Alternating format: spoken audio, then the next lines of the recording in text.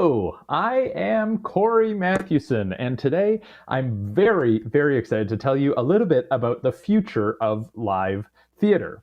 So, I'm an improvisational performance artist and a research scientist, and I have a thesis about how the future of theater is going to look, and I'm really excited to tell you about that. So, I think artificial intelligence is going to drastically change the theater experience. It's already begun. So there's robots on stage, dialogue systems, and personalized performances, and that's just the start.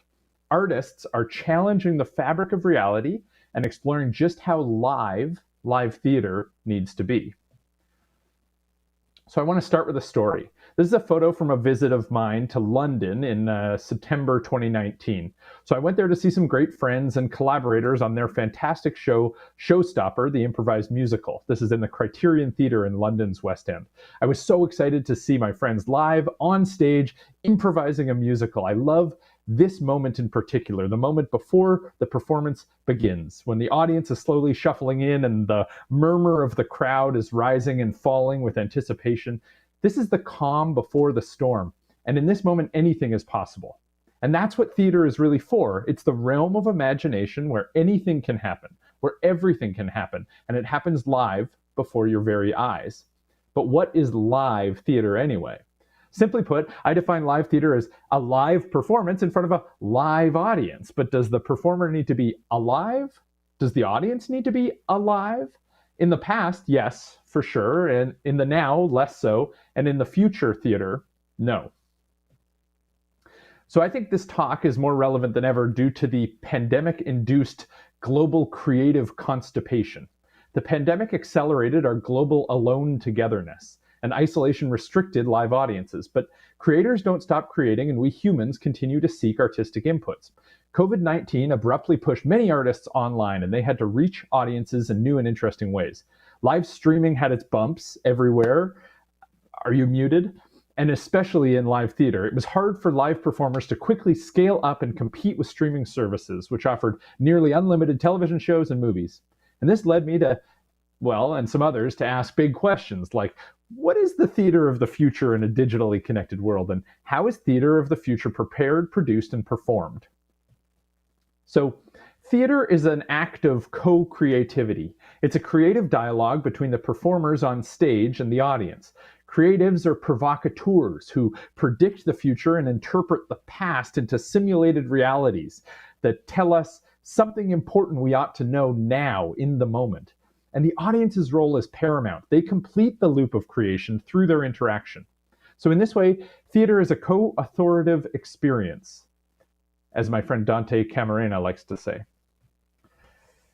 Many companies produce theater in the immersive realm. Companies like Third Rail, Dreamthink, Speak, and Secret Cinema are expanding notions of audiences' experience to make it more pan-sensory. They put audiences in the moment. Audience embodiment factors into the performers in these quasi-open world experiences.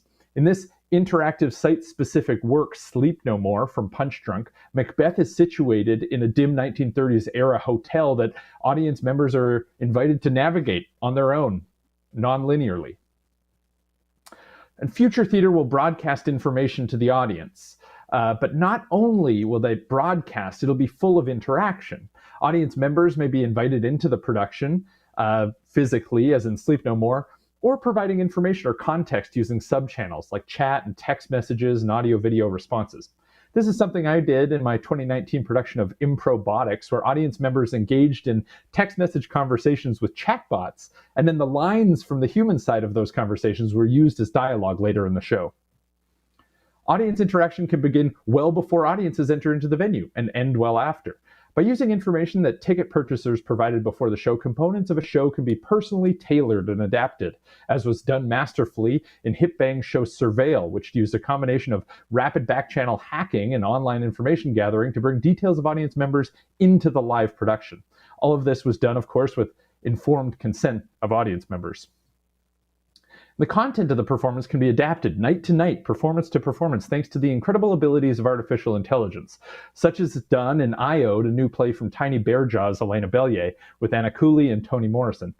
In this performance, the background music and portions of dialogue change from performance to performance, based on the outputs of one human and multiple machine learning systems generating music, dialogue, and other context for the show. The dramatic effect of technology is stark and stunning. Innovation can evoke all sorts of emotion, and this trope has been explored for centuries. For example, Pygmalion crafted an ivory sculpture, which he then rapidly fell in love with. This ancient Greek myth inspired Pinocchio and Shakespeare's A Winter's Tale and George Bernard Shaw's Pygmalion and My Fair Lady and countless others. The innovative use of technology traces through history and includes masterful works from the greats, including Leonardo da Vinci. This is a mechanical lion who opened its mouth to reveal a bunch of flowers to the King of France. And this is an armored automaton knight, which could also move and self-propel. Technology in theater spans across cultural and national borders. In the year 1662, Takeda Omi compiled his first Butai Karakuri mechanical puppet and opened the Automata Theater in Osaka. These theaters adopted clockwork mechanisms for automata that performed as karakuri puppets. In 1920, Karel Čapek wrote and performed Rossum's Universal Robot, cementing the term robot in our vernacular, and also the theatrical tension which arises when humans create intelligent machines. This is a theme that echoes in Frankenstein and Golems of Folklore and countless other stories. So we've enjoyed 100 years almost of robots on stage and many, many more theatrical automata. And now we jump forward to today, where we have robots that are literally performing for other robots, almost. So why? Theater is a test bed for robotics, science, and engineering. In fact, I'd argue that improvisational theater is the ultimate experimental domain for innovative new technology, including artificial intelligence. And it's not just me. This image is from the Transketeers video for a large-scale robotic theater project at Utrecht University, exploring theater as a test bed. It's not just an experimental domain, it's an innovative new form of theatrical performance, which allows creators to tell stories that they otherwise would not have been able to. For example, a humanoid robot was situated in the Robot Theater Project's 2014 staging of the Metamorphosis Android version, adapted from the famous Franz Kafka novel of the same title. Themes of alienation and absurdity echo well with androids. And the robot doesn't need to be humanoid. In 6 Robots Named Paul, 2012, Patrick Tressett presented 6 robots in a site-specific artist studio. Audience members were able to have their portraits sketched live by 6 of Tressett's robots. And these aren't just small gallery independent productions. The Blue Man Group, in fact, has been performing with the KUKA industrial robots for factory automation since 2013. So robots on stage provoke and evoke responses that humans alone could not. They can be dangerous and disturbing. This is one of the many themes of Bill Vaughan, the brilliant creator of the Copacabana Machine Sex, a robotic performance cabaret from 2018.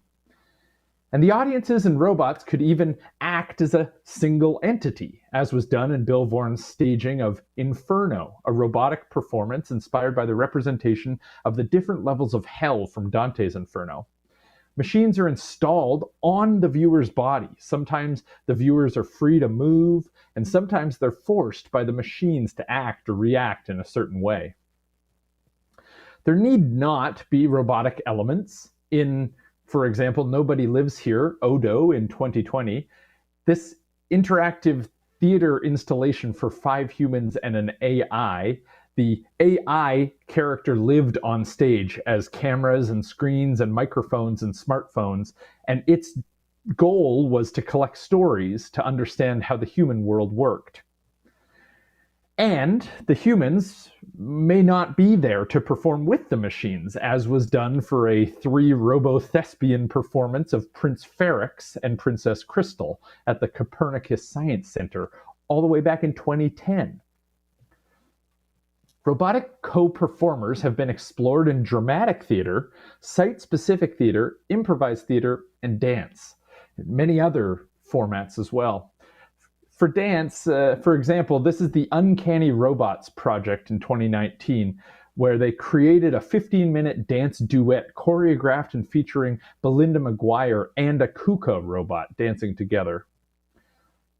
Huang Yi presented a human-robot dance duet with a KUKA robot at TED 2017. And more recently, and even more bombastically, a human-robot choreography was utilized for a 2020 music video from Israeli artist Noga Erez. And the dance choreography need not even include humans, as Boston Dynamics continues to remind us. In this multi-robot choreography, all sorts of acrobatic moves are executed in sync and perfectly timed to upbeat music. So these robots are not only performative tools, they also unlock narratives. As I was saying, they allow us to tell stories that we wouldn't otherwise be able to tell. They allow us to converse with a future that we can imagine. For instance, in Robot Dreams 2018, dancers meet robots and they act as mirrors of ourselves, reflecting our loss of humanity while the performers slowly turn into cyborgs. In an homage to My Fair Lady and Pygmalion, Gob Squad dreamed up My Square Lady. A robot called Mayon, together with the Berlin Opera, tried to pass off as human using all of the means of the world of opera to teach it about the most human qualities, emotions. And you can really see that emotional connection happening here between the human and this robot. Now, while some artists prefer to develop theater for humans and technology, others prefer to use the uncanny naturalness of the humanoid robotics as an artistic theater statement in and of itself. Some of the most well-known anthropomorphic performers are those developed by Professor Hiroshi Ishiguro at the Osaka University, who is shown in this image, and I'll let you guess which one is the real Hiroshi Ishiguro. Spoiler alert, they both are Hiroshi Ishiguro's hair. He also made the android Geminoid F, shown here in 3 phases of humanness and robotness. And I like this image because it really shows the spectrum of what's underlying and what's overlying the truth. Geminoid F co-starred in Sayonara in 2014, which has then been adapted for a feature-length film of the same name. And in director Oriza Hirata's 2013 production of Anton Chekhov's Three Sisters in Moscow. Notably, Geminoid F's more robotic-looking co-star was a robot named RoboV R3. So in this, you see a robot-looking robot, a human-looking robot, and a human-looking human all on stage performing together. Humans have shared the stage with ultra-human-like robots, and these humanoid androids are starting to perform on stage all alone. This was done perhaps most provocatively in the 2021 performance of Uncanny Valley by Stefan Kagi. In this work, a collaborator allowed an animatronic double of himself to be made. This humanoid takes the author's place and questions, what does it mean for the original when the copy takes over? And I want you to consider something. What happens when the android itself becomes a multidisciplinary artist? Such is the question being asked by Aidan Meller, director of the Oxford Art Gallery and creator of Ida, the self-proclaimed world's first artist robot. Ida is an art machine and a performance art piece in and of itself.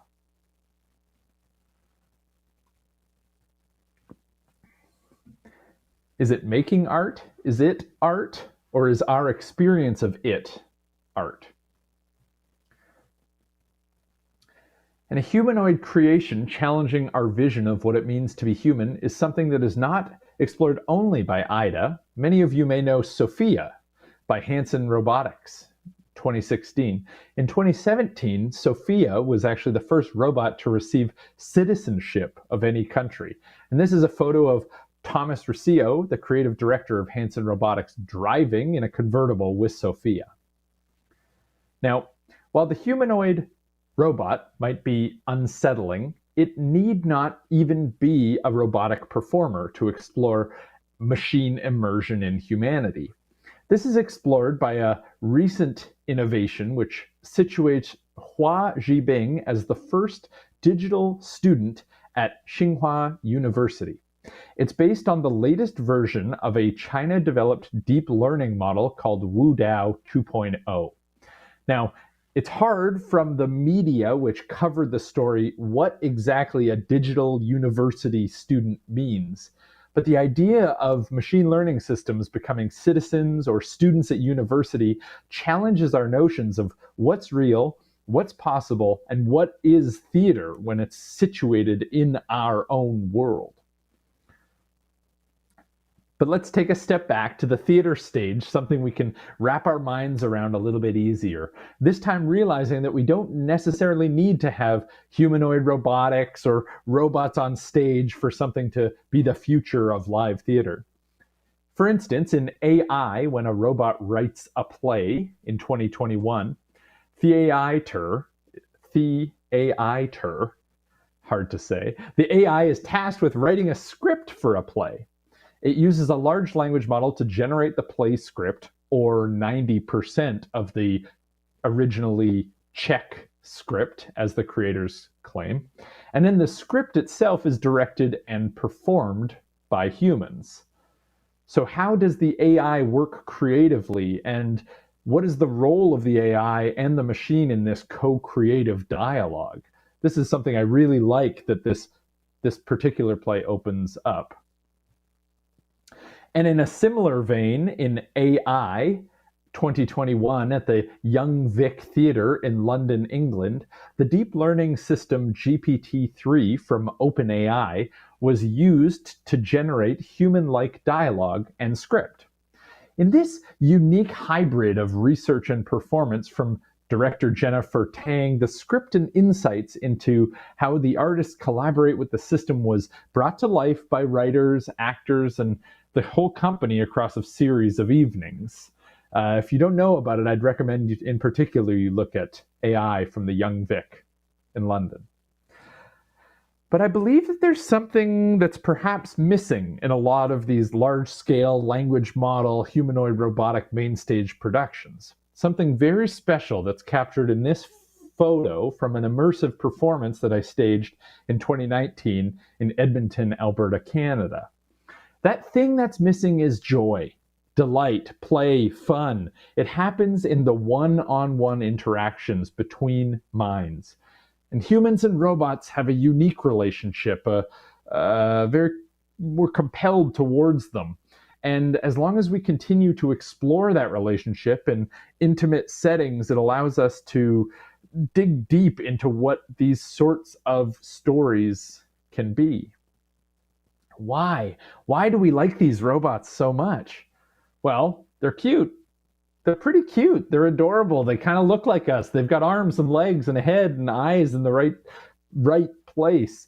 And we're really curious what they can do. We have really high expectations going into these robotic performances. It's something that we're always struggling with as future theater performers. We have to walk into the theater and say to the audience almost directly sometimes, please lower your expectations. These robots can't do everything you think they might be able to do one day right now.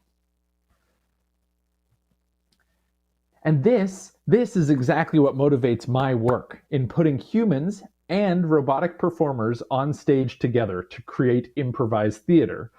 In this work with my longtime friend and collaborator, Piotr Murawski, and the robot, Alex, the artificial language experiment, as is shown in this image, we perform scenes together. We do so in theaters together and also remote.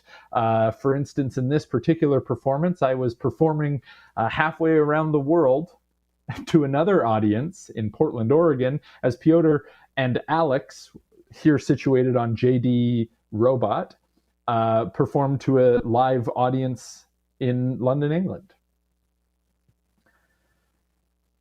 Piotr and I have been performing together with the artificial language experiment for many years now. In particular, this is a performance of ours from the Edinburgh Fringe Festival in 2018. So you can see that in these works, the small, non-necessarily humanoid robotic is a digital puppet, a technological marionette with a little less body mechanic and more of just a mechanical body. But by us giving our attention and focus to these devices, and by us putting software on these devices, we can tell stories we wouldn't otherwise be able to tell. So underlying this robot that's currently on stage is a large language model that we are conversing with. On our heads, we wear microphones, as you can see on Piotr's face, and it is transcribing the words that we're saying so that the robot can then take those as input and generate output responses, which are then played from the robot or in an ambient speaker setting. So we create the softwares situated on these different hardwares. And because we're creating software to enable technological innovation in the theater space, this means that we can deploy our robotic improvisers around the world with different performers. Not only with different performers, and not only can we scale it horizontally around the world, but we can even translate it into different languages. For instance, in this photo, this is in Belgium, and we see the same robot performing in Dutch with improvising as well. And I love that our software is enabling other improvisers, other artists in the world to create stories in their own language to their audiences. We created a show called Rosetta Code where we used almost 10 languages during the performance, and the audience was able to get real-time translation of what was happening just based on the technology that we have available to us now. It's not just language, and it's not just robots. Augmented reality is a new tool that we're bringing into the theater. We're using it for multiple functions. So one is that we're using it to situate human actors together in digital scenes. You can see in this image that we have multiple human actors filmed together that are then composited onto a digital projection. The audience, of course, can see everything, and we do our best not to hide things from the audience. We are upfront and honest about the capabilities of this technology, which is one of the big reasons that you see Piotr and longtime collaborator Boyd Branch on stage, because the audience can see how we're telling the story in the same moment as the story that we're telling. There's sort of 3 levels of reality going on in this very image. We can also compose multiple people from around the world live on stage together. So not in this particular image, but in this show, we brought in performers from around the world and digitally composited them in the same virtual scene. This virtual director technology is something that Boyd has been working on for a while, and I think it's going to continue to evolve into exciting and interesting ways where we stitch together multiple performers and multiple audiences into shared digital spaces.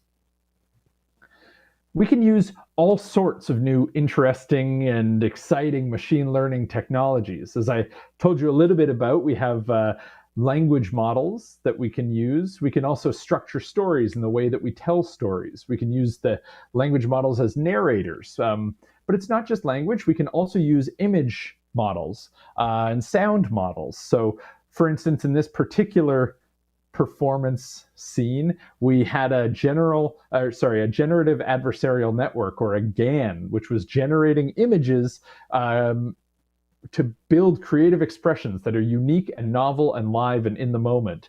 So as you can see, we're sort of using the generative tool to generate images, which are then composed on a digital canvas, and then our actors are acting in the virtual space. So the performer up front is acting as if they're painting, and the painting itself is being generated in real time by one of these GAN models. So with all this, I want to leave you with a bit of a mental image. Take a second and look at this. So I imagine that this might be what it looks like to see the future of live theater. for us as humans to be a fly on the wall and to peek into a theater one day and to see performers live on stage performing, but for those performers to be robots. But not only would the performers be robots, there'd be robots on stage, and they would be performing to a room full of robots. And the lights and the sound would all be completely automated, and the entirety of the performance would be created by digital systems, which are creating for each other live and in the moment. So I want to argue that live theater doesn't need to be live at all. So, future theater greatly expands the space of possible theater experiences, and I believe that the future of live theater is just getting started. Thank you so much for your time and the opportunity to speak at this event. I look forward to connecting with lots of you online. Please reach out to me. A lot of these collaborations have happened because different people have reached out. You can find me at Kory Math on everything. I'm happy to continue discussions about the future of live theater. And if there's anything that I missed in terms of inspiring or innovative future thinking technology that you've seen or were particularly inspired by, let me know and I'll include it in future versions of my talk. Thank you so much and enjoy the rest of the event.